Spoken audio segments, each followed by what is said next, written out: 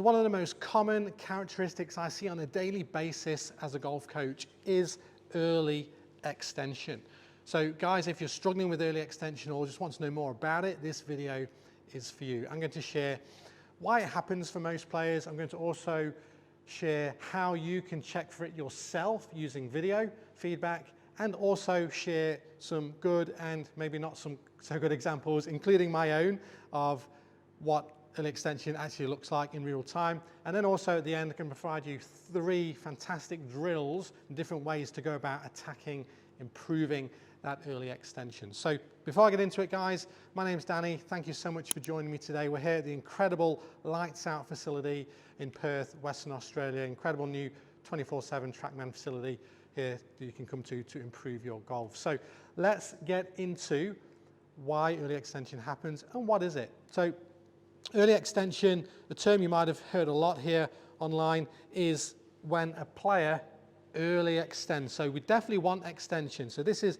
extension. It's a powerful move. Any jumping sport, any endeavor, we're going to need to extend to create, if we're going to jump, etc. We're going to need to extend at some point. We don't stay in this position. It's not a very powerful move. So we do want to do it, but we just don't want to do it too early. So I'm going to show you some examples in a moment, but we could early extend in the backswing, where we come away, our pelvis comes forward in the backswing, and then do it more in the downswing as well. Or we could be good in the backswing, but then we could early extend in the downswing. Again, both these errors tend to cause a two-way miss, something I struggle with myself, certainly when I played professionally as well. It was one of my challenges. So under pressure, it didn't always hold up. So it can look like this. So if we early extend, our pelvis gets in the way of our hands. Our arms and our hands can get trapped a little bit in behind here, and that can cause this path going too far out to the right. So it can cause a big block. Or it can cause a late save because players instinctively know that they're going to hit it right. So we start to get really active with these hands and create this almost hook idea. So you can get some big blocks, some big hooks. Not ideal, hard to know where this thing's going to go. So I'm going to share a little bit here, some examples, including my own, of how you can check to see if you are early extending or not. So when we look at this here, we're going to look at a professional on the left and somewhat of a professional on the right myself, but certainly not as good as the fella on the left. So when we look, and how you test for this, guys, or how you can analyze it, is just pop out a line on your backside. So straight behind you there. And what we're looking for, somebody that's not early extending, ideally you'll see that trail hip actually work backwards. So the hip's not round, it's an elliptical shape. So as we work back, that trail hip would actually move slightly behind that line. So here you can see the professional, that right hip is doing so. Now in that transition in the downswing, you'll see that pelvis stays back. Now the left butt cheek gets on that line, and you can see there's no early extension there at all. One of the best players in the world here. So now looking at myself, definitely not one of the best players in the world, but as we go back, now you can see here in the backswing, I do an okay job early on, but then as I get to the top, I have come forward ever so slightly. Now, there is a reason for that for me. I do have hip issues, labral tears, mobility issues, so physical things that I cannot improve without surgery, so that's why I do that a little bit. And but that does cause me some issues and some misses for sure, but you'll see this a lot more with some other players. But you can see there, compared to the professional on the right, it's a small bit of early extension, but then it gets a little bit exasperated on the way down there. Now you can see I'm quite a bit forward of that line. And again, for a good player, that can be quite a bit there. When I get to the driver, it tends to be a little bit more. And so my bad shot historically has been a bit of a hook or a bit of a block. So I often get stuck in here and then start to try and save things. So that's a mild example of early extension, and some professionals can do that and some do, but they're not necessarily always up there in terms of accuracy. There's a couple that you might see on there that are, but they time that very, very well, and you can certainly do it. And it is a way to shallow the club, particularly for players that are maybe a little bit over the top here. Early extension can be a way to get it back on playing again. It's not the most, I would say, consistent way to give you that predictable start line, but it's certainly a method. So it's not necessarily a fault, guys. Some people might do it. Again, the reasons why you might early extend could be some lower body mobility issues like myself. So it could be some internal sort of issues here in this lower half. Can you rotate into those hips, ankles? It can be your squat. If you struggle to squat, if you struggle to touch your toes, these things can certainly present a challenge there too. You're going to mean you need to thrust forward. Generally some strength issues if you're not very good at stabilizing the lower half, glute strength, etc. So there's certainly, like myself, some things that can lead to a greater likelihood that if you are early extending, it's your body that's causing it. So you kind of want to look at it two ways there. So now let's show you an example of a player who does it maybe a touch more. So here's one of my academy members. And we're just going to pop a line on the back side here. And so as we go back, you'll notice does a pretty decent job here in the backswing for sure. But then as we come down, you start to see a little bit of a later early extension. So now the body is very, very sort of square on here at impact. You can see that it's come forward quite a bit. The chest hasn't really been able to rotate, and so he's going to be very, very active with the hands there.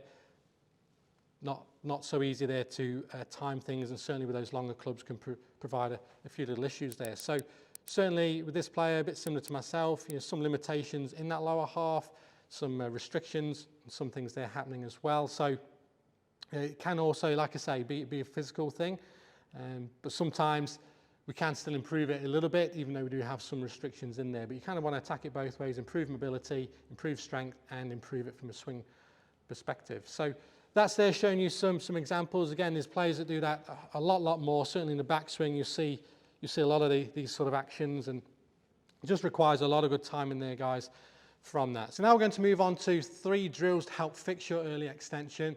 The first one, by far one of my favorites and one of my go-tos, is what we call hip 45. So get another golf club or an alignment rod in this case, and just place it from your lead heel to your trail toe, creating this 45-degree angle.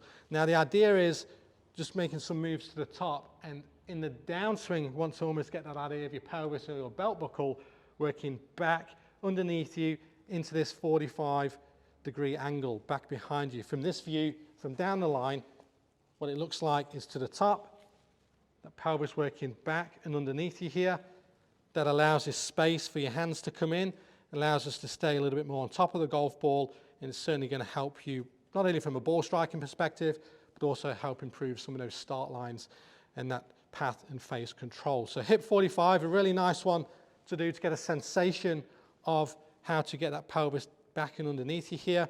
Now the second one, a very simple drill if it is the hips that are a bit limited, particularly this lead side, which it is again for me. So you'll notice, if anyone's ever seen my swing on video, you'll notice I actually flare that lead foot out quite a bit, because that helps me work with my issues, let's say. So what that does, it allows me to turn this a little bit easier without trying to force my hip into a position it does not want to go. From that position, with very square on, I will struggle to rotate, and I'll start to get this movement thrusting forward versus that rotation. I can feel that hurts my hips. So that's why you see a lot of players do that anyway. On the best players in the world will often do that, even with good mobility. It can just be a great thing anyway. So you see that's why I do that more than most, because of those issues with my hips. So that's one workaround. Again, just allows you to turn much easier, clear that hip, which is a great way to reduce that early extension. So guys, that's the second one. Now, the third one, just a nice simple sort of feel here, is without any training aids, nothing needed here, is what I call handle to thigh. Basically, for those that early extend, we're going to be more in this sort of fashion. This handle typically gets a little bit high and out in front of us. That will often affect dynamic lie. This can really affect strike, guys, because your toe can get into the ground. It can affect your launch angle of the ball.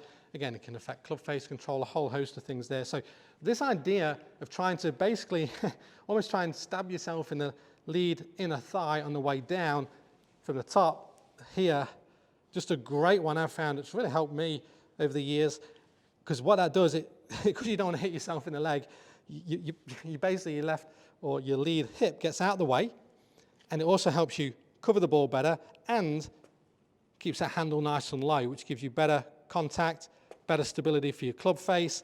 So just a really, really good one, I find, to get that sensation of working this way, which is the opposite to dropping it underneath, big blocks, path getting out to the right, hitting those big blocks and hooks. Now, again, why people early extend, it can be the body, it can just be a concept thing, it can be the club being out of position, and therefore to get it back on plane, we've got to do that to get it back on plane. So again, it can be a shallowing mechanism for some players. Ideally, you don't need to do that. So certainly, if that's why you're early extending, this feel will not necessarily help. It'll just get your path further left. You'll hit big, big pulls. So there is some nuances to this, of course. But that's a great one if you are in a good spot generally, but you still early extend. Handle to thigh, really get that feel of working low and left with that handle. I almost felt like I was stabbing myself in the leg. I didn't, because I'm going to instinctively get out of the way. So guys, that's early extension, kind of why it happens, how to analyze it, some good and some not bad examples there. There's certainly players that do it a lot more than myself and an academy member here. So, but also then some fixers for that. So guys, check that. If you've got any questions, please let me know. I do reply to those myself. And as I said, early extension can cause issues with face contact, ground contact, and path and face control. So I've developed a free 5-minute test for you to see which one of those is the main concern for you. So click the link in the description below to take that test, and then from there, you'll be able to dive into all the fixes for each of those errors, including some early extension fixes there in the program as well. So guys, get stuck into that. Let me know how you go with the test. Thanks again for watching, and I look forward to seeing you on the next video.